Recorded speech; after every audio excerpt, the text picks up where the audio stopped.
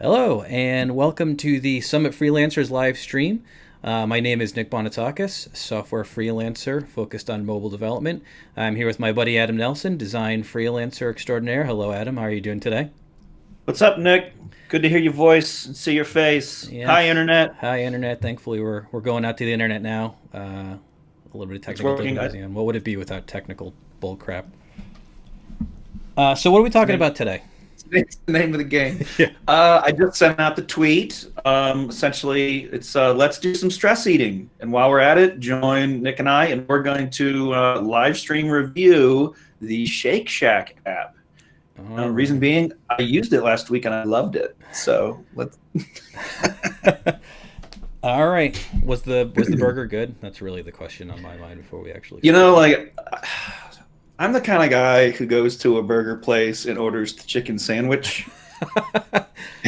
So quite literally, I did that, but my son didn't finish his cheeseburger, so I had a little bit of both worlds. Of course, the food's good. I mean, you know what you're getting into. Yeah. An early death, some calories. It's delicious.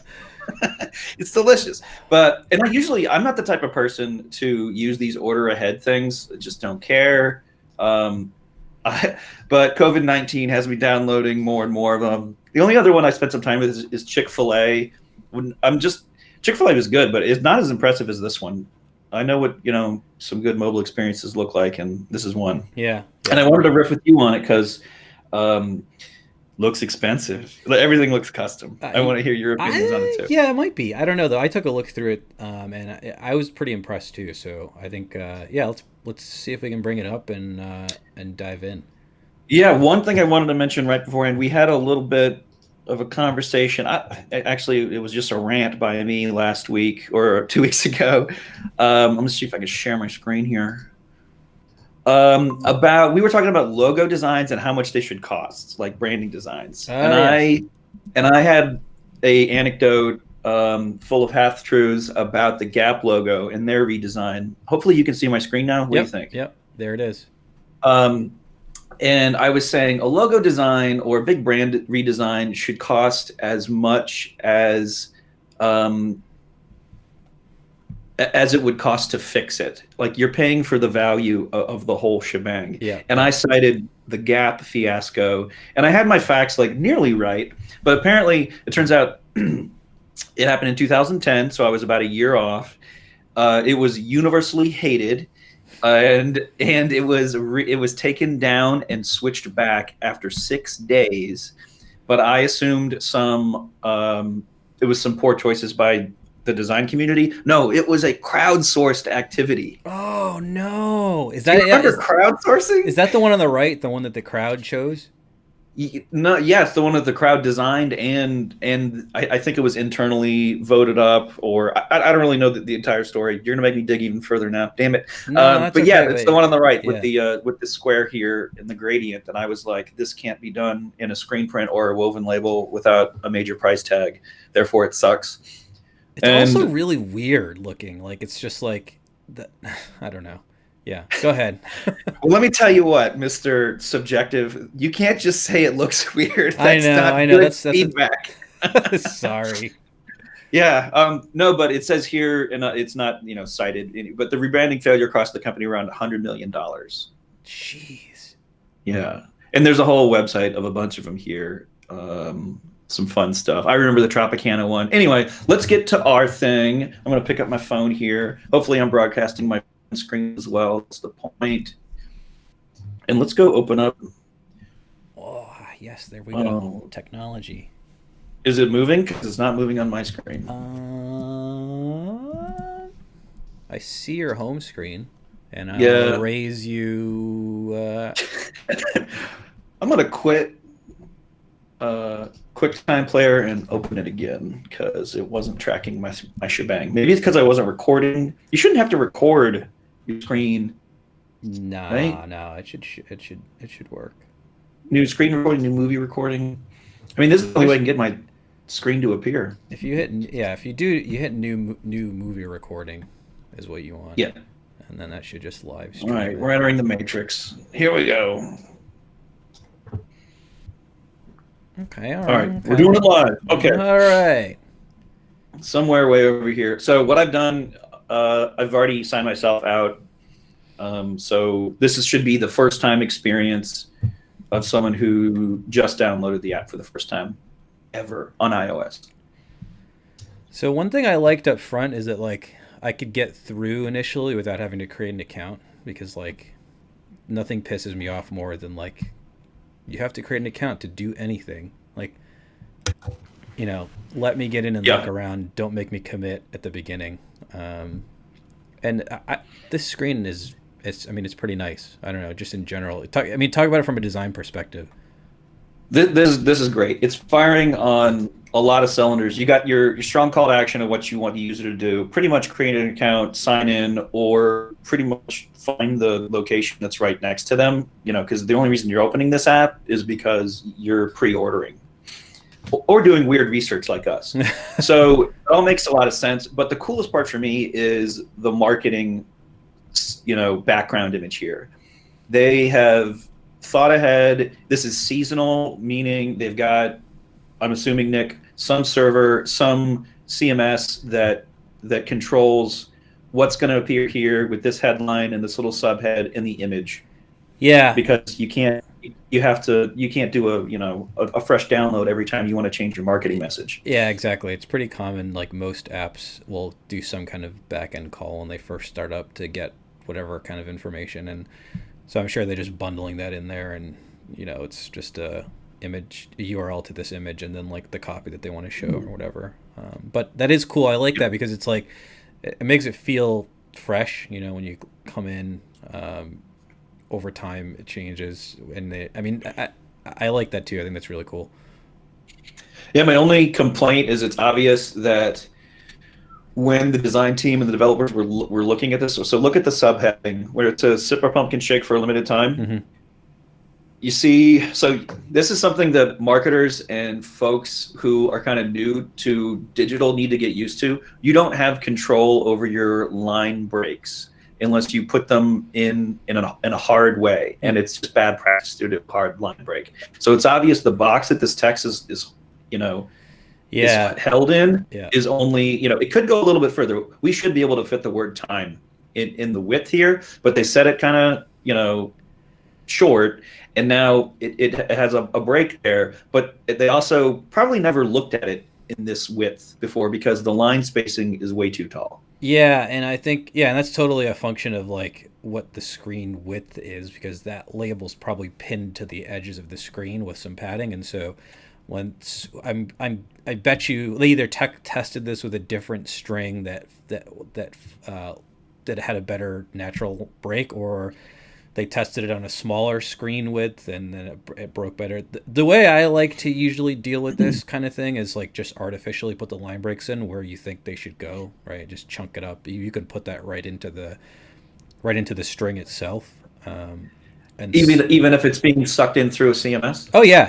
It's just a line break character, right? So it's just a UTF-8 character you can just stuff in there, and it'll just break when it gets rendered, like in this label or whatever. So that's a really good call.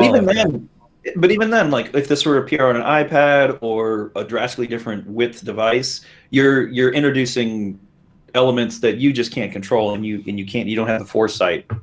A lot of time to see like that's going to break. Yeah, I think some of the things I like to do with iPad, and like especially for a screen like this that's kind of a full bleed thing, is just make that you could basically make that whole content area kind of max width. You know what I mean? So you could say like, well, if this is like this should never go more than like 400 points wide or something like that, right? And so on phones, it'll be smaller than that, but if you look at it on a tablet, it'll take up the maximum of what you give it, and that way, it'll still be like a chunk of text, as opposed to like if you just let it go to the edges on an iPad, you could conceive what this would look like. Like no matter how long that text, it would just look like one long ass line of text, and it would just look kind of ridiculous. And so, I don't know. Yeah, that's one way to kind of deal with that.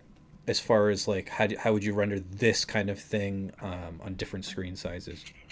Yeah. So when I go through and let's say if I were going to design like 10 of these marketing screens at a time, because that's kind of how they do it, I would set the box inset. I would give padding on the outside. I would say, hey box, you're always going to be, I don't know, 320 pixels across. Yeah. Doesn't matter what kind of string you shove in here, that's what's going to happen.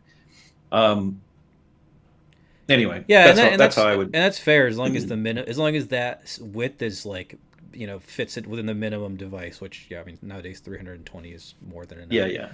Um, But what you were saying is how you would develop this. You would say, hey, go as wide as possible, but mind these edges. Whereas I would put a parameter on max width. You were like, let the margins do max width. yeah, yeah, again, and that kind of comes down to the design, I guess, right? Like, yeah, that is an easier way to solve it. Is just like this thing should never be greater than 300, right? But Yeah, yeah. it's just a question of like, what does that look like on a 7, on a 11 Pro Max or whatever? Probably fine.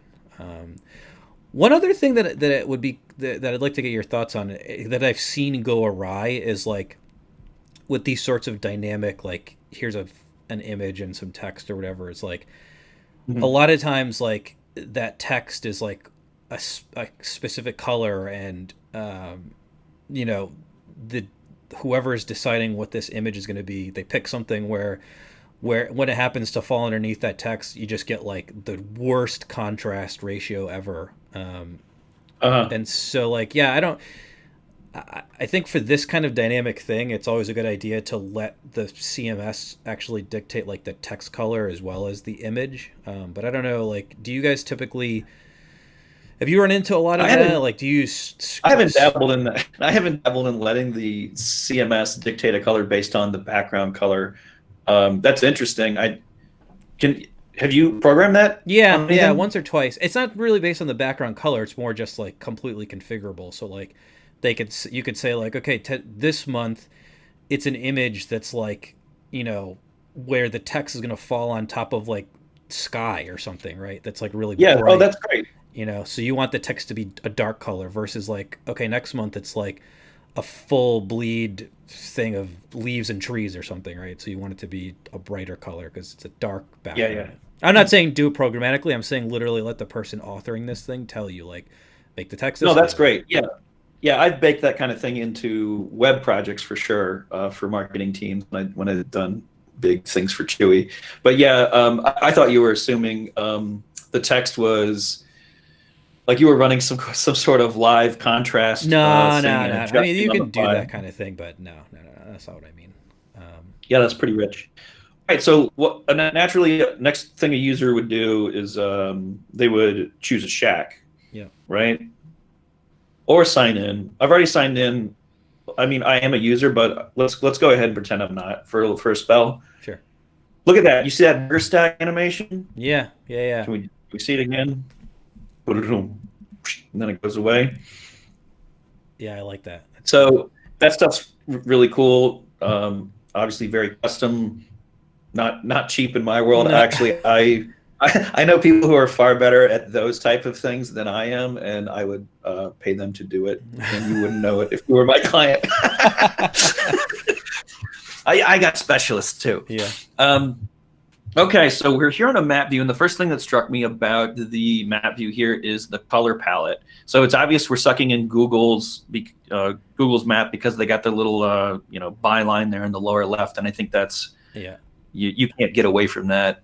They make you do that. But the color palette is not the same as when you open Google Maps. That I is true. think That is.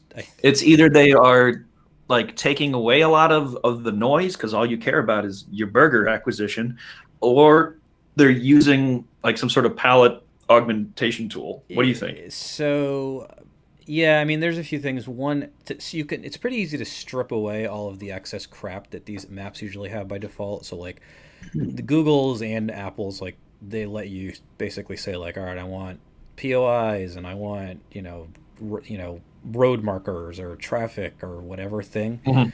Um, so it's pretty easy to turn all that off. Like the next level of customization, I'm not sure about Google in terms of if they're letting you specify the colors, but I mean both of these mapping systems let you kind of do custom tile work for maps. Hmm. And so that's, I think that may be what they're doing here in terms of how they're getting like a different look. Although it may just be that they stripped away the crap. Certainly the pin you see there. I mean, that's just like a custom pin overlay or whatever. So like again, that's another thing that you would typically do. Both Yeah. of these things let you have like their standard map pin looking things, but it's pretty common that you would use a custom one that's sort of branded or whatever, which is definitely what you see Yeah. it right there. And it's pretty simple, kind of baked in. It's like asset swaps as far as I'm concerned. And so is a lot of the behavior when you're going to use this map stuff. So if you're considering some sort of map functionality in your app, you get a lot of this for free. And it's pretty. Yeah, exactly. My guess is the reason they're using Google is because they probably have an Android app too, and so they want to standardize on that. Um, Yeah. I think like the Apple stuff is pretty damn good now too. If you're only doing Apple, it's pretty easy to just use that. Um, but yeah, that's my guess as to why they're using Google at least. And I mean, it looks like they have the other kind of standard behavior, the little like location marker thing in the top right to like get your current location or whatever, and then Yep. Recenters me yeah, so yeah. I can see which direction I'm pointing, where I am in the map, etc. Um, I was also thinking of something else smart to say, but I lost it. Oh, I wanted to know, like, even though Google, has a little map, signature here, like watermark, and I said this is damn near free. It isn't free. Like, it costs money to hit this API over and over again, right? Like, for instance, if we were going to display a number of businesses, Hmm. like a la, Yelp,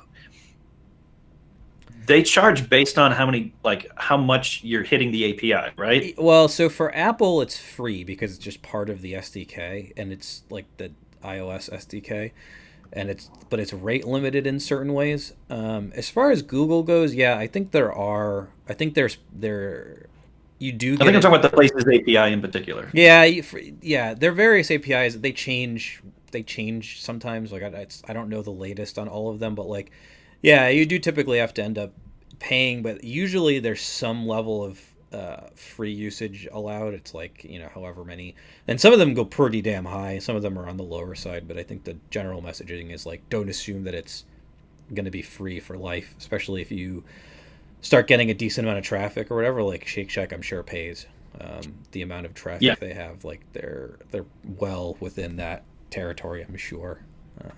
So yeah. it's a good call out. It's definitely a consideration.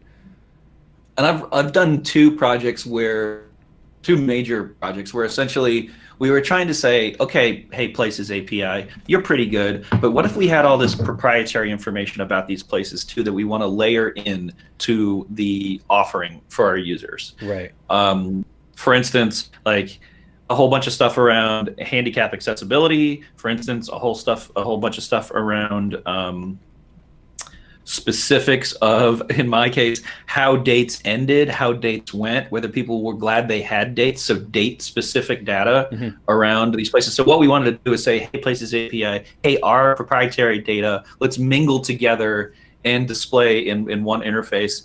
And then we also did it for vets with Chewy, and it got to be like the source of truth for for some of those pieces, and the amount of data we got from the Places API changed drastically in the last like 5 to 7 years, in my opinion. It used to be Interesting. willy nilly like free stuff, and then they started like they actually pulled back on available stuff in the Places API. Oh, interesting. Yeah, I use it also for like a prototype thing that we did like early on in Raise Labs in my time at Raise Labs, Hmm. and it was pretty good at the time, and I think it was like right around when they had bought Zagat's or whatever you call it.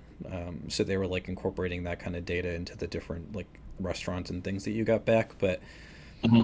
yeah, I don't know. There's a number of different providers you can go to for that kind of stuff. If you're trying to look for generic, POIs or whatever, there's like Places is a good one, and there's Foursquare, and Yelp also has data that you can get. But I don't know. Yeah, They're all a mixed bag. It just yeah, depends. and they all cost money. And they all cost money. Yeah. Well, yeah, exactly. I mean, all these guys have to make money somehow.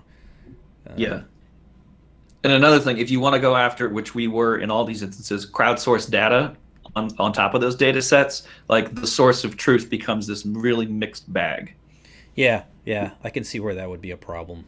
It was a pain in the ass, man. It was like, okay, so what's this vet's phone number? We have one thing from Google. We have one thing from the actual vet. We got another thing from Yelp. Like, it was just. I'm glad I don't have to deal with that problem anymore. Anyway, so let's. No, we don't want to go to Harvard Square. We want to go to the closest one. What is the closest one? We're gonna open a search. We're gonna go from. Oh, come on. There are Shacks in this area. I just went to one. Let's reset. Maybe I futzed with it so much that it got bored of me. There we are. Arsenal Yards. So we can't examine. The only thing I can do is start an order. So let's go ahead and start an order. They're of course delay sign-in or account creation until the very end. This is a strategy that all consumer apps should be doing. Let your user get as deep into the experience as possible, and then ask them for that little nugget of information that makes them, Exactly. your friend forever. Yeah, exactly. If you can do it in a way that doesn't piss them off, of like, okay, and I spent all this time now, I made my order, or whatever. Well, I'm not just gonna like discard this and not get my burger. So like, fine, whatever. Yeah, I'm already really hungry. And so remember when I mentioned I ordered a chicken sandwich at the burger joint? Yeah. Here's why. I was so hungry. I was just like, that looks good. It was the first thing I saw. I got this hot chicken sandwich. Okay. So as far as this stuff is concerned, you have, the first thing it would lead with is your personalized stuff. So as in, I've ordered before, so that's great, awesome. Yep. Don't know why they lead with chicken next, but they got your burgers, your fries, all your other stuff in this kind of scroll thing on the top, which for some reason I can't get to scroll. Oh, that's interesting. You literally cannot scroll it back and forth. You have to click tap to the end for it to move? Yes. I don't like that. No, that's weird. How easy it is to do. I know how easy it is to do the other way. Why wouldn't you do that? Yeah, right? Especially since like the way that last one kind of, like touches up to the end. It totally makes like that's showing you that there's more, and it totally feels like you should be able to scroll. That's weird. Yeah, it feels like you should be able to scroll, but you also run the risk. So these are. I'm gonna guess these are spaced with like a hard-coded number. And you're gonna end up with the possibility of not cutting off on a device, not cutting off one of your circles on the edge of the screen. Right. Which means your user doesn't know there's more options. Yep. Yeah, exactly. Like you should always aim to chop when you've got, side scrolling availability, you should always aim to chop your content. Yeah. It's on purpose. It's usable. I mean, the other thing the other thing I've seen with this is like using that underline tab style thing. That's not what they're going here, but like if you use that, it's kind of already a cue of like, okay, there's probably more or whatever. Yeah. And that's a Google pattern they baked in a long time ago. Yeah, and not for nothing, when I was going through this app, like I was messing around with it with voiceover turned on, and it's really well done. Like they most definitely had somebody go through and actually like label everything. So like these top things for these top little icons, for example, are all accessibility labeled. Yeah, and that's the easiest way. Like within like 5 seconds of like using the app, I could tell that they had somebody gone through and make a pass, just because of that would have been the first thing that was broken. Had they not done that, it would have been, you'd tap on that clock thing and it would say like ICN-clock icon or whatever. Versus what would it say now? I don't remember exactly. I guess, what is this? Favorites? Is it recents? Yeah, was it going to say favorite? It probably would favorites say in recent favorite. order? Yeah, favorites and recents, or favorite and recent order. So you're saying when you don't do a good job of that, it's going to inherit the name of the asset versus any other meaningful information to a user? Yeah, so the default behavior pre-iOS 14 was it would just like spit out the name of the asset. Actually, in 14, they've added like this new mechanism that's really cool. That's using computer vision and machine learning, and over time they've sort of built up like a catalog of what common icons typically map to, and so it will try if it's not labeled, it'll actually try to guess. These ones it probably would guess wrong on most of them, but like for example, when you see like the hamburger sort of thing, Hmm. that's almost always a menu of some kind. So it would probably say, menu as opposed to just like, three lines icon dot png or whatever. But anyway, that's a little bit of a tangent. Long story short, Yeah. they did a good job with this app in terms of accessibility, and so kudos to Shake Shack for that. Yeah. And design wise, I think it's beautiful. Super easy to navigate. I think It's very I ordered in clean. less than 2 minutes. Yeah, it's great. Yeah, like So let's look at some of Wait a minute, get the goods. I thought I was going for a filter here, but they're asking me to sign in. Why would the um, two look like equalizer? I thought that was on the You top know, right there. I thought that was filter yeah, also. it totally should be. I think they're like, hey, buddy. I think What it's one is, of their nudges to sign in. That's awfully early. Let's see if we click on an actual thing. Okay, we're gonna look at the hot chicken. Actually, let's something more customizable. The typical burger. can you hold on? Go back up to the top. Can you pull down a Mhm. little bit from the top? Does it like stretch? No, so you can see this behavior that Nick is looking for on Twitter. If anyone's watching out there, um, no. What we should do is like elastically stretch this image to fill. It might be cool to blur it a little bit because the pixels won't hold up if you stretch it too much, Yeah. but it just makes for a really purposeful designed experience. I'm gonna open up our channel to see if anyone is messaging us today. No, we missed some messages last time. Sorry, everyone. We weren't on top of our shit. Surprise. Surprising no one. Yeah. Surprising absolutely no one. Okay, so it's super obvious what I've selected with these big green buttons here. We can quantity up and down. All that's pretty typical for when you're ordering something like this.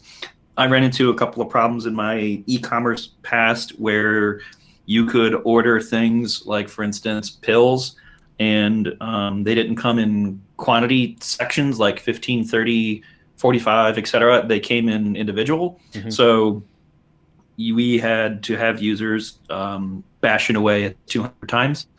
Hey, there's a maximum for 10 burgers only. Okay, fine. Did you see that error state? Where was it? It was at the top. They used like a snack bar Like a kind of toast kind of thing. thing. Oh yeah, there it is. Ooh, that's You know, nice. yeah, Yeah, that's loud cool. and proud. Maximum of 10 burgers. You know, Yeah. we really don't want you to die, so you can't order more than So it's 10. interesting. They bubble up probably some of the more common menu choices right below quantity. So we can customize the shit out of this and open the entire customization checkboxes. But they put add bacon, at the top. And do you Uh, do you know if this takes into account like your historical ordering? Like have you gone back into Not this? yet. I'm not signed in. Do you want me to sign in? Yeah, maybe. Or we can I'm gonna I'm gonna quit the because there's no way I can't divulge my password. So I'm gonna quit the QuickTime and sign in, and then we'll be back in a second.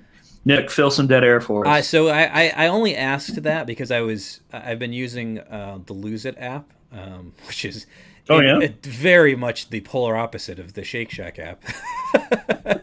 So tell me just in about it. terms of its What is overall. it? But the one thing that it does that I really think is awesome is like it does a fantastic job of like remembering the things that you've done in the past and make like putting that stuff front and center so that like when you're going to log what you're eating, it's like super easy. So like when I go into log lunch or whatever, like I can either choose it gives me like an option for like all my previous meals. So like if I had the exact same thing yesterday for lunch, it's just like one tap, like add it there and that's it.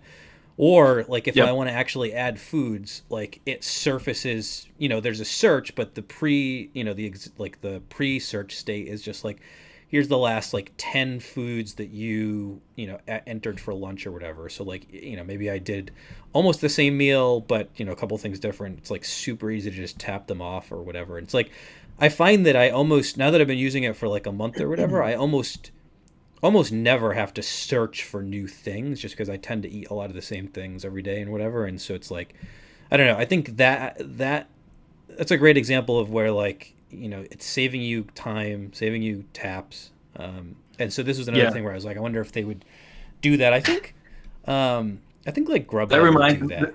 that totally reminds me of well, I did a sort of a calorie tracker at one point. This is one of the way more creative ones by this indie developer. I think he's out of Philadelphia. But yeah, I noticed that too because I used it for I don't know a couple of weeks. But it pretty much I think he was hitting an API that remembers all that stuff. Yeah. Or like the caloric information. It's just gigantic libraries of this kind of stuff that's out there. Yep. But yeah, it saved everything in the background, so it was super easy to enter repetitive information. Yep. Where did this thing go? Once again, I just lost the QuickTime video. Oh. Okay, so I'm signed in now. Okay. I don't see you yet, though.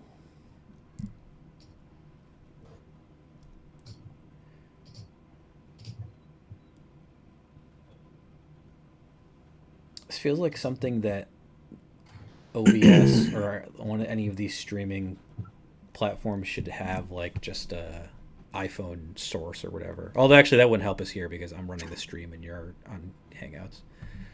Okay, scratch that. Okay, so I'm signed in now. You can tell. Good afternoon. That's my name, Adam.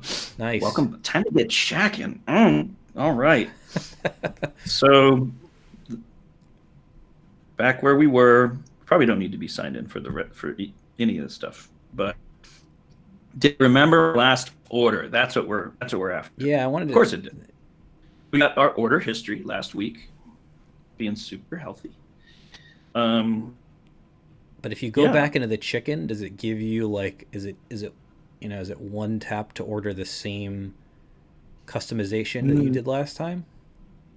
It is under recent orders. Like it's not gonna be like, hey, you ordered this before. Yeah. And when I didn't really customize the chicken sandwich. I was just like, hey, it's on the menu that way. I trust this chef. Okay, all right, fine.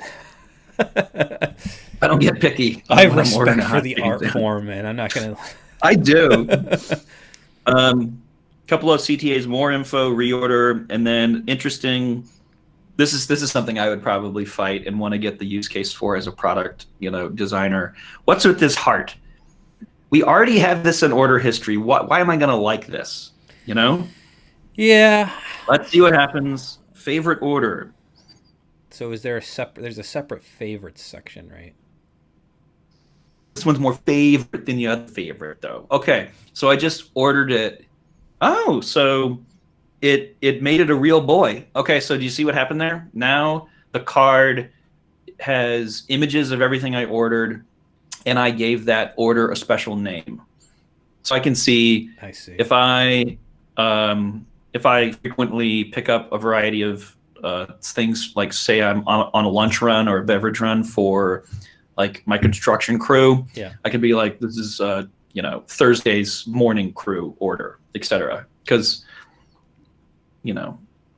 that could be helpful. Yeah, I guess. All right, I understand if you pile up enough recent orders, like you don't really want to go through there hunting for this thing if it's something that you hit all the time. Yeah, well, that's pretty cool. And then they just history-wise, they just put your favorites at the top, and then your recents below that. I imagine. Interesting. I'm gonna bet you can't favorite anything unless you've ordered it. Yeah. I think that's the wise way to do it. True. I like that. I wonder. This is one of those use cases that feels perfect. It's even a use case that Apple has like actually like that's their most common demo for like Siri integrations. Like I wonder if they do that. Like if they are.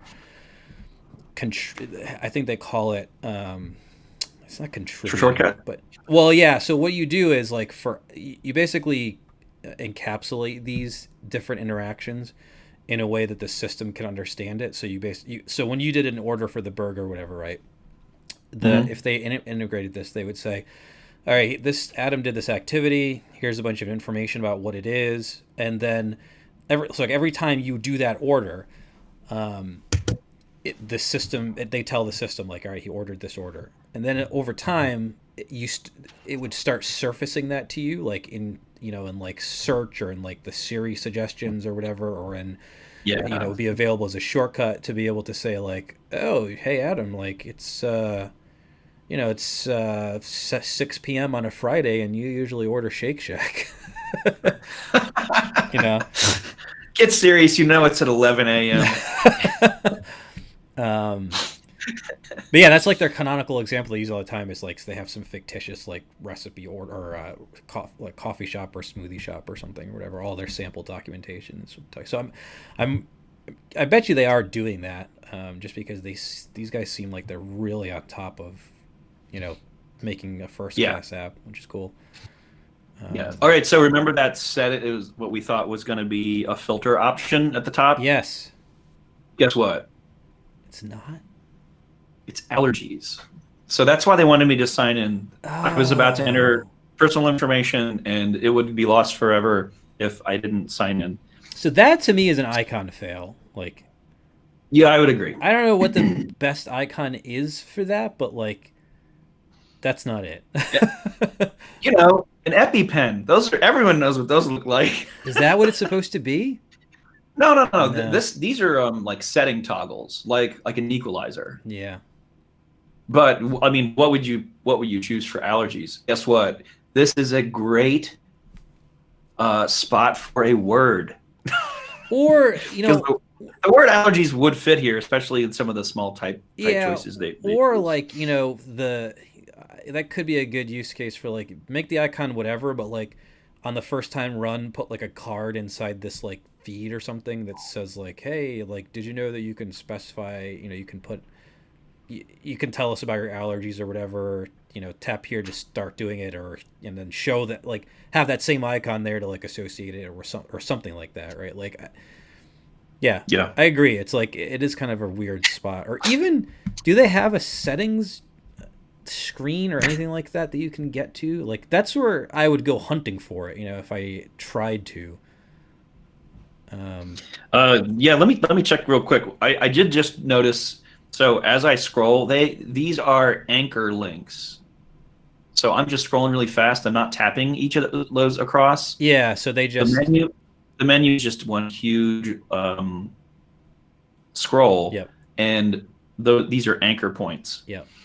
I don't think that means you need to do anything differently of that design at the top, like we were saying before. It's just, maybe that's that's why it's different. Okay, I'm gonna say that I'm allergic to egg and get out of here. So we have a success message that my allergies are updated successfully. Yep. Now you want to look at a settings of some sort. So we had to backtrack back to the home screen, and we have a menu over here. So that's kind of where I would expect allergies to be. Or even, if it's, there's no reason to not have it in both places, like let somebody get to it from here too, just because like, I think it's the place people are going to usually look. So that menu item, nutritional and allergy info, didn't let me make any settings there. It sends me to the website. Yeah. Out that kind of stuff. Maybe here in account settings, I can do that. Yeah, I can. Okay. So we got my contact information, my profile, my allergies, which is going to give me the same view as we looked at over there. Makes sense. Good stuff. My profile. Why would you ever need? Oh my God, this is where it gets weird for me. Okay, gender, male, female, non-binary. Okay, whatever. Why do they need to know that? Oh, it gets better. Kids, yup, nope. Pets, dog, cat, fish, rock. Okay, there's some real personality here because I do own a couple of rocks. You just got me, that's a solid. I'm going to choose that I own a rock. But yeah, like, why would you ever need to know this? I wonder if they use it to customize some other part of the experience, I don't know. I mean, it's tough to say. But again, from like a user standpoint, it's really hard to justify because, like, what value are you providing somebody here? It's a branding opportunity. It's a brand. It's show they're irreverent and fun. Not only that, this is a radio button choice. I know it's a check mark here, but it's only a radio, meaning I can only be a rock owner, a fish owner, a cat owner, or a dog exclusively. I can't pick multiples. Yeah. The kid's choice makes sense. Let's enter my birthday. Okay. Hey, did they just throw a different typeface? It looks like Proxima Nova, at the system picker, or did they roll their own picker? That looks a lot like the system picker, though I don't know if the system picker can be customized like that in terms of the date picker. Um, yeah, that might be custom, or some component that they pulled, some open source thing or something. It looks nicer than the system one, though. I'll tell you that. I thought the system one was going to change. I thought they got rid of the what I call the Price is Right wheel. They did. They did add a new version in 14. I don't know if it's available unless you use Swift UI. I've only seen it in Swift UI. So, but it's like a more traditional like date, calendar based kind of looking thing. Interesting. Yeah, I looked at it and I was like, wow, that seems a lot faster. Yeah. Okay. All right. So they suck in a bunch of your personal data for no apparent reason, and it is a little bit strange too. I mean, how many people are going to just stumble into this? I mean, it's buried in the settings menu. Which part? The profile settings, and all that. I think the only thing of value to the user and Shake Shack would be my birthday for natural. Here's a free shake reasons. Everything else in there, I don't get it. Maybe you're going to personalize. You already have my name. I don't understand the data capture there. Yeah. Hopefully they had an argument about it before they shipped it. I'm sure. Let's see, what else can we do? Shack Cam. What is this? I don't know, but it sounds cool. It sounds like some of the other websites I visit. I'm gonna. Oh my goodness! Look at this. Is it a live feed of a Shake Shack? Yeah. Okay, that's what I was gonna guess. So Madison Square Park, New York City. Oh, that is. And it's cool. a lot. Please let me scroll to a different one. Nope, it's one. Maybe this is the OG. Maybe this is where the original Shake Shack is. So is it actually a live video that's like streaming? I don't know. For a business expense, you can go ahead and travel there though. We can check it out. I'm here to do research. Yeah, that's wild. Yeah, so there's a lot of fat in this app now that we look at it more deeply. I wonder if they built a lot of this stuff and it was like it used to be further up in the stack, and then some smart person at some point was like, "This thing is getting bloated AF. Like, move all this crap to this overflow menu, and only show people the stuff that they actually give a shit about." I don't know, because I just think it's really well done. Otherwise, it's a little bit of fat. Like Nick and I are biased. We're used to working on young businesses who have a lot to risk, so we have to edit.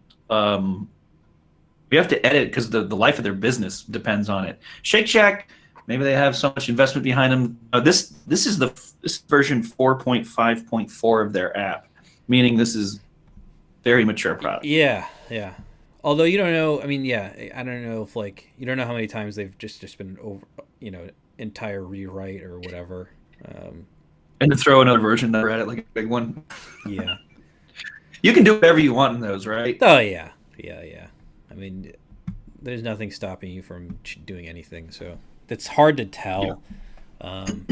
I wonder if there's a site out there that kind of tracks the App Store screenshots over time. That'd be a cool thing to look at, almost like Wayback Machine. I'd love to go back and look at version 1.0 of this. To see it would be just like a great little study on what the App Store lets you get away with, because there are rules. This isn't Smokey. Yeah. There are rules in the App Store, and this shit used to be a big no-no. Putting your app in device and then putting it across multiple screens. These look like tiny billboards. Yes. And it was only supposed to be straight-laced screenshots. That's why they're the shape of a screen. Yeah. It's funny. Like these are. They used to be so hard line about that, and then one day the Apple people actually started doing it on some of their apps, and so literally they were violating their own policy. And I think at that point was when they were like, I guess we should stop rejecting app developers for doing shit that we're doing ourselves. Wait a minute, they do that all the time. Yeah, well, they weren't originally, and then they started doing it, and that's around when I think it started being okay for everyone to do it. They're just a bunch of hypocrites when it comes to a lot of things, but whatever. They hold the keys. Yeah. So one app reviewer just made mention of the blog is available here. And I have tried so many times to get blog content flooded into an app and styled like differently than some sort of glorified web view. And pretty much the verdict is that's going to be too hard. We're going to have to migrate this and that. And I've and I'm done looking it. for it.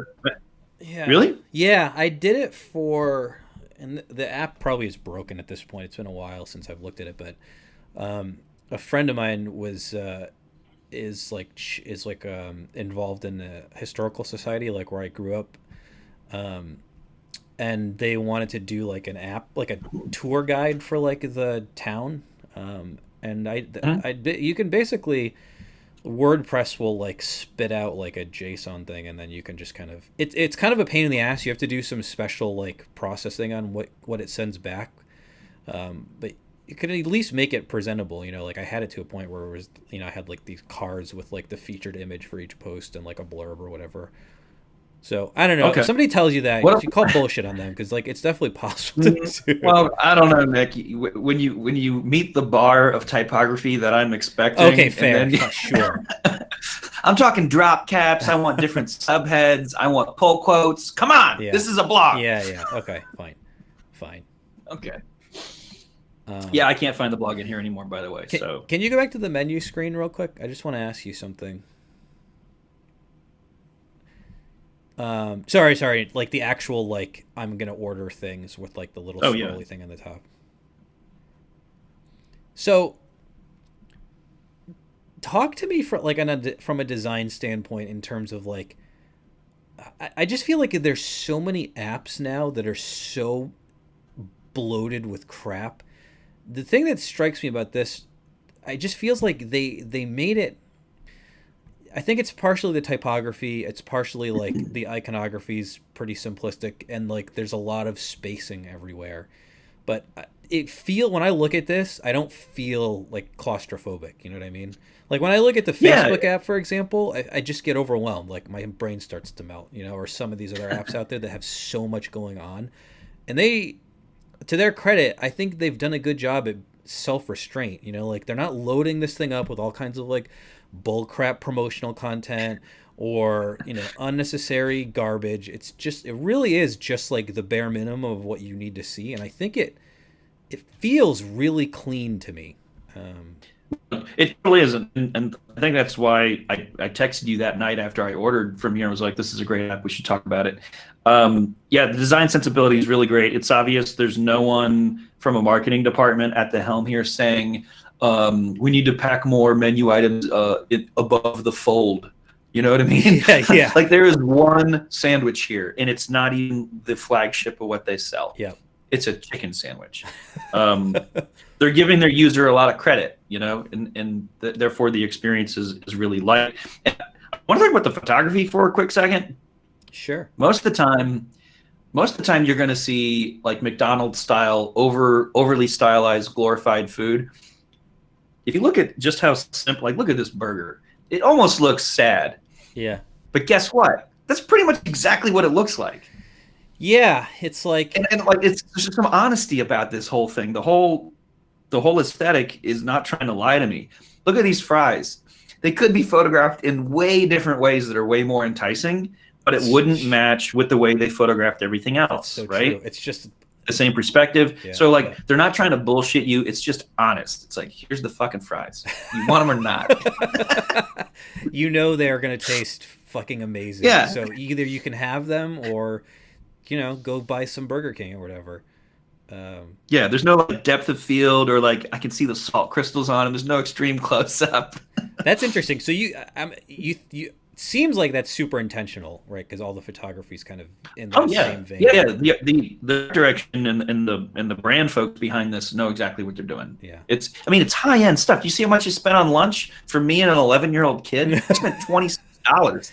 Okay. Yeah. This is not cheap. Granted, he did get a shake. Well, I mean, it's Shake Shack. How could you not? I Um, know exactly. you can't deny the lad his proper nutrition. Yeah. Um, yeah, I don't know. I think it's to me it's a great example of how like this is it looks really simple and but like I'm sure this is probably way more this was probably more effort and more expense than some piece of shit like, you know, run of the mill ordering or e-commerce app that's just loaded up to the nines with crap. You know what I mean? Like uh, clearly they put a lot of thought into it and it makes a difference. I don't know, it makes a subconscious difference. I feel like it's like it just you don't feel defeated when you look at this sort of thing, you know. Well, they don't have a lot of the silly promotional things that a lot of businesses use to trick you into thinking you're getting a deal on something. For instance, like cross out pricing.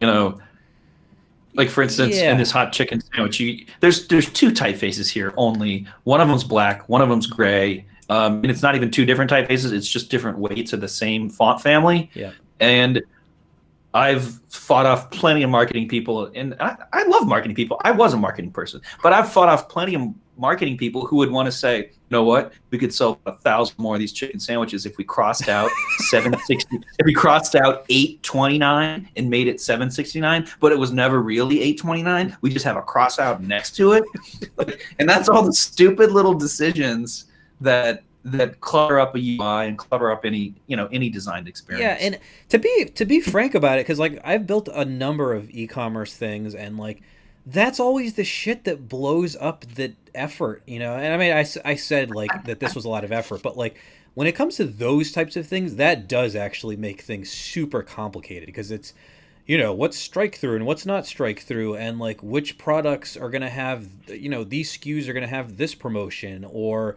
when it's in the cart it has to look like this versus that. And like it's just, if you look at the code base for like 99% of e-commerce apps out there, you will find just a dizzying array of logic that is almost impossible to decipher after it's initially been written, because it is just so complicated, and it's if you let it get that complicated. And maybe part of it is just the general menu and like what they sell. I mean, it's limited, and there's something to be said about that for sure. But um, that's something I you've got to think consider for sure.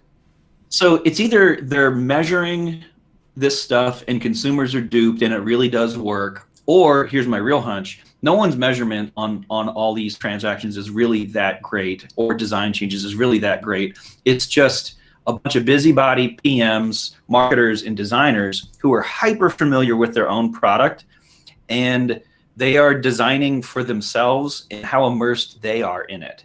It's like, hey, wouldn't it be great if, or this one person asked for that, and I want to cherry pick that out of the user study, and we're going to go build this thing because otherwise I'm out of a job. This thing's pretty perfect. Yeah, yeah. I'm sure it's a little bit of that. I think it's also part a lot of Have you shopped on Wayfair, by the way? yeah. Um, so Talk like about dizzying array of options yeah, and, it's and like ways. Like, yeah, exactly. And I think a lot of it is it's not just like that what I would call maybe over PMing, but I think it's also a lot of these e-commerce businesses started on the web, and mobile was like a transition that they had to make, and they didn't do a good job of it. So like you take a website, you have a shit ton of area to put stuff on. I mean, just look at a typical Amazon page. I don't understand how. I mean, Amazon makes me want to just scream when I look at one of the product listings. It's ludicrous how much crap there is on an Amazon listing. Um, yes. and their app suffers from a lot of that. I feel like if you go to the Amazon app, they really aren't stripping out too much from it, and so I think you might be impressed. When's the last time we should actually do an Amazon yeah, tear up or tear it's down? probably been Because a while, they but their redesign in the last 2 months is awesome, yeah, I in don't know my if I've looked opinion. in the last 2 months, so maybe they've done good on that. But Yeah, that's a lot of it when you talk it's about leaps and bounds improved. all that extra crap that you see on a lot of these apps is just like the product people that did the website are like, well, we have to have this and we have to have that, and we can't have this not on the product page, and we can't have that, not be on the product page, and then you try Yeah. to stuff it all on this tiny little screen, and that's what you end up with is just this disaster. So yeah, I don't know. Shake Shack's not that, they're a pretty young company, I think, right? Like I don't know how long they've been around for, but certainly I hadn't heard about them. Under 10 years. Yeah, so I mean, they kind of grew up in the mobile era, and so maybe that speaks to that a little bit. Maybe they get it more. You know, It's really their whole philosophy. If you ever seen their menu board or been inside one of their restaurants, um, it just thrives on all those limitations. They're not trying to appease everyone. They're not trying to carry 40 menu items. They're like, these are the things we offer in the ways that we offer them. This is what you're going to get when you walk in the door. Yeah. And if you're not interested, there are plenty of other places to go. See you later. Yeah, yeah, which I appreciate. I think that's pretty cool. Yeah, I think Chipotle was the company that got that right the first time,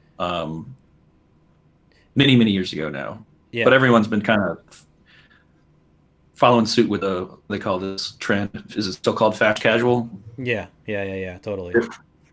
Dirty casual. Fine. That's what I'm calling my facial hair look these days. Fast casual.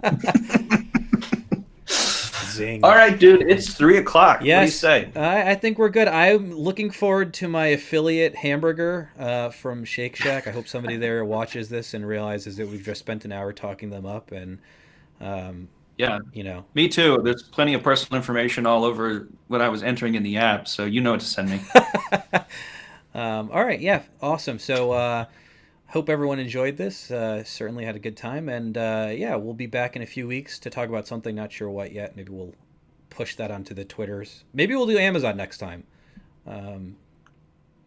Yeah, maybe we'll talk about the presidential election. Who knows? Absolutely, 100%. Not, wait, we're gonna be after that, right? Yeah, we are. It's gonna be a whole new world. We're gonna talk about all the new COVID-19 tracing apps out there because it's gonna be raging again in no time. Yeah. I haven't seen any of them, to be honest. We don't have them in this country. I think a few states have them, but I thought Buckley was working on something with somebody. yeah, there's a few states that have them, but I think they actually added it to Apple. Like originally they were like, well, we're only going to do like the SDK or whatever, but now it's municipalities could just opt in to just have Apple do the whole thing now. So they have their own UI for it and stuff, but I haven't seen it anywhere. I don't think anyone's using it yet.